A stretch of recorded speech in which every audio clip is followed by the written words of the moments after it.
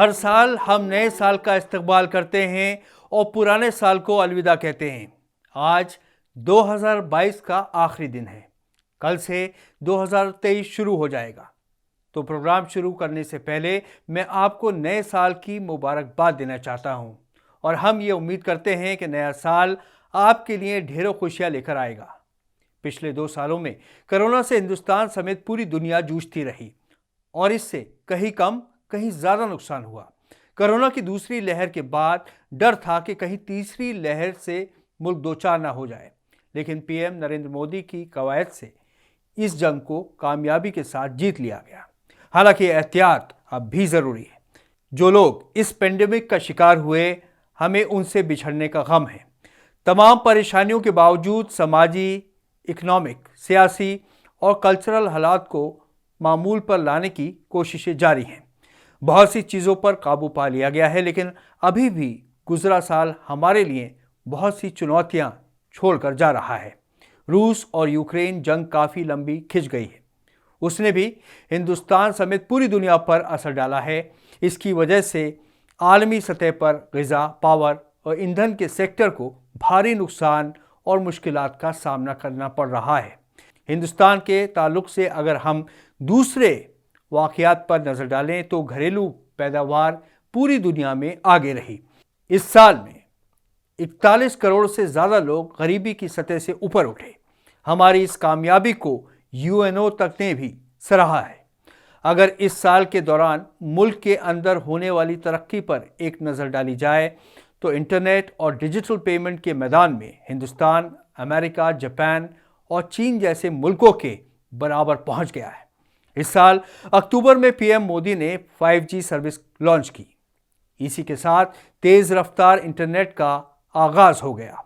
جہاں ایک طرف ہندوستان نے UNO کی لیڈرشپ 1 مہینے کے لیے سنبھالی تھی، وہیں دوسری طرف شنگھائی سمٹ اور G20 کی قواعد سنبھالی اور ہندی کو UNO میں تسلیم کروایا گیا۔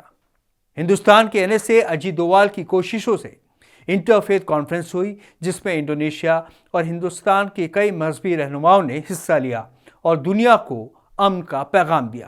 سال 2022 میں کچھ گھریلو مدعے بھی سرگرم رہے، جیسے حجاب، لو جہاد، لاؤڈ اسپیکر سے اذان کا معاملہ، مدرسوں کے سروے کا معاملہ، ہندی زبان کا مسئلہ بھی اٹھا، لیکن مرکزی سرکار اور عدالتوں نے انہیں بہت ہی سنجیدگی کے ساتھ لیا۔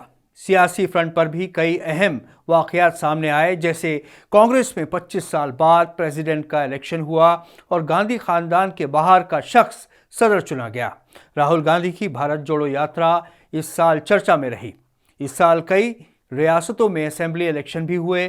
اتراکھنڈ، گجرات میں BJP کی واپسی ہوئی تو پنجاب میں عام آدمی پارٹی اور ہماچل میں کانگریس نے سرکار بنائی۔ دہشت گرد کی وارداتوں میں شامل PFI پر پابندی عائد کی گئی اور اس کے سرگرم ممبروں کو گرفتار کیا گیا۔ مہاراشٹر کی سیاست میں ڈرامیٹک تبدیلیاں ہوئیں۔ کہنے کا مطلب یہ ہے کہ 2 سال کرونا کی مار سہنے والے ہندوستان میں 2022 میں ہر طرح کی سرگرمیاں رہیں اور لوگ ایک بار پھر ہر میدان میں آگے بڑھنے کی کوشش کر رہے ہیں۔ عام طور پر ہم نئے سال کو سیاسی اور سماجی سرگرمیوں کے نظریے سے دیکھتے ہیں، اور جانے والے سال میں بھی بڑے بڑے حادثوں کا ذکر ہوتا ہے۔ اس میں شک نہیں کہ بیتے سال بھی ملک کے کئی شہروں میں حادثے ہوئے۔ ان میں جن جانوں کا نقصان ہوا ان پر ہم سب کو افسوس ہے۔ اس کے علاوہ کچھ بڑے اور مشہور ہستیاں جیسے جاپان کے سابق PM شنزو آبے کا قتل بھی اسی سال کے دوران ہوا۔ برٹش مہارانی کا انتقال اور رائٹر سلمان رشدی پر بھی حملہ ہوا۔ یہاں بھارتی مول کے رشی سنک کا ذکر کرنا بھی ضروری ہوگا، جنہیں UK کا PM چنا گیا، جو ہندوستان کے لیے فخر کی بات ہے۔ پرانے سال کے جانے اور نئے سال کے آنے کا ذکر اس وقت تک ممکن نہیں ہوتا جب تک ہم تعلیمی اور سپورٹس کے میدان میں ہونے والی ترقی کا ذکر نہیں کریں۔ سرکار کی نئی تعلیمی پالیسی لاگو کرنے کے اچھے نتیجے سامنے آ رہے ہیں۔ خاص طور پر مسلمانوں میں تعلیم کا زور بڑھ رہا ہے۔ بچے نئے کامیابیاں حاصل کر رہے ہیں۔ اسی سوچ کا نتیجہ ہے کہ اتر پردیش کے مرزا پور کی ثانیہ مرزا، جو پہلی مسلم خاتون ہیں جنہوں نے نیشنل ڈیفنس اکیڈمی کا امتحان پاس کیا اور فائٹر پائلٹ بننے جا رہی ہیں۔ निखत जरीन ने वर्ल्ड बॉक्सिंग चैंपियनशिप में गोल्ड मेडल जीता।